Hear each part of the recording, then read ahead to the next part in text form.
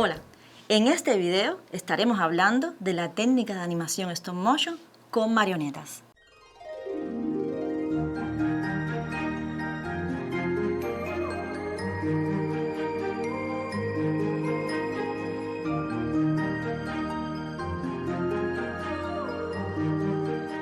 ¿Qué características tiene una producción animada como esta?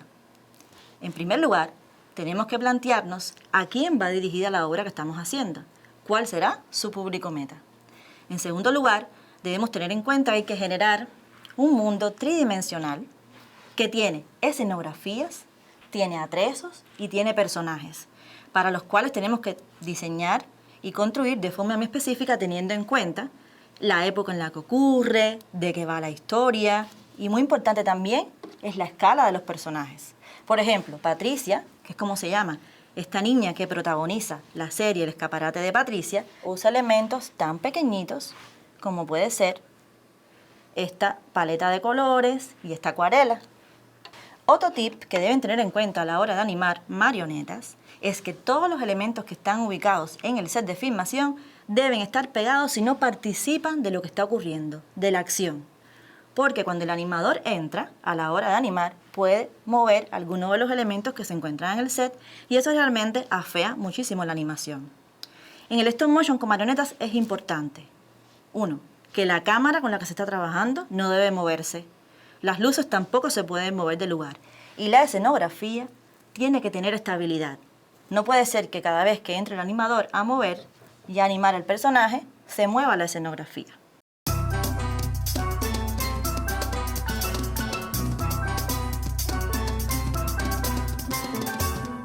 A continuación explicaremos cómo construir una marioneta para stop motion.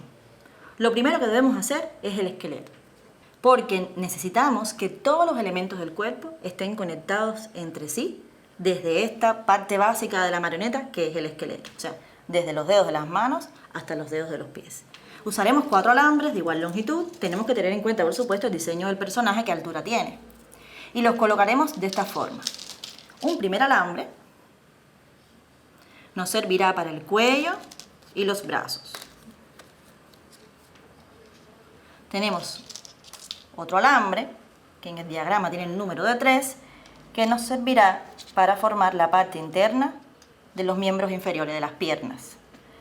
Y tenemos 2 alambres más que conectarán desde los brazos hasta los pies. Luego lo trenzamos, o sea, nos queda todo el cuerpo trenzado con 2 alambres. ¿Por qué es importante el trenzado? Además de que nos ayuda a conectar las partes del cuerpo, proporciona fortaleza, resistencia de ese esqueleto a lo que vamos a estar haciendo constantemente con la marioneta. Lo vamos a estar doblando y doblando para que el personaje se pueda expresar. Si se fijan, hemos dejado en el esqueleto libres los 2 alambres que van a formar parte de la mano. ¿Cómo hacemos una mano y ponemos los dedos de forma tal que queden conectados a todo el esqueleto? Para ello usamos este molde y lo hacemos de la siguiente manera. Este es el alambre que forma parte del cuerpo y vamos colocando nuevos alambres que conectarán primero al primer dedo con el que forma parte del esqueleto general y luego que se conectará con los dedos que vayamos agregando. Si se fijan, hay una curiosidad en este diagrama.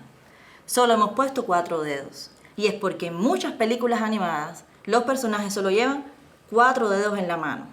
A veces cuando ponemos 5 dedos se ven un poco raros en dependencia de la escala. A partir de ahora, fíjense en las películas animadas.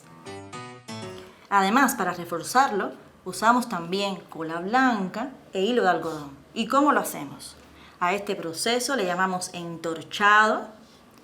Sumergimos el hilo de algodón, que es el mejor hilo para esto, en la cola blanca y luego lo colocamos bien apretado a lo largo de todo el esqueleto. Todo el esqueleto nos va a quedar forrado con esta capa del hilo con la cola blanca.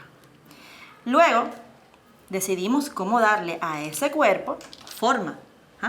Y en función del diseño del personaje le haremos una vestimenta con esponja que con la tijera modelaremos para darle la forma del cuerpo, si es una mujer, una persona más gruesa, una persona más delgada, más fuerte, etc.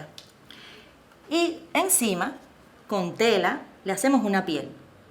Esa piel debe ser con una tela fina, elastizada, porque si utilizamos una tela rígida, cuando movemos la extremidad a la hora de animar, la extremidad regresa a la posición que tenía inicialmente y no vamos a generar una secuencia ordenada de ese movimiento. Necesitamos que esa tela no tire y no haga que la marioneta tenga lo que llamamos retroceso. Luego el acabado del personaje lo van a dar todos los elementos, todos los accesorios que usemos para caracterizarlo, la ropa y demás atrezos.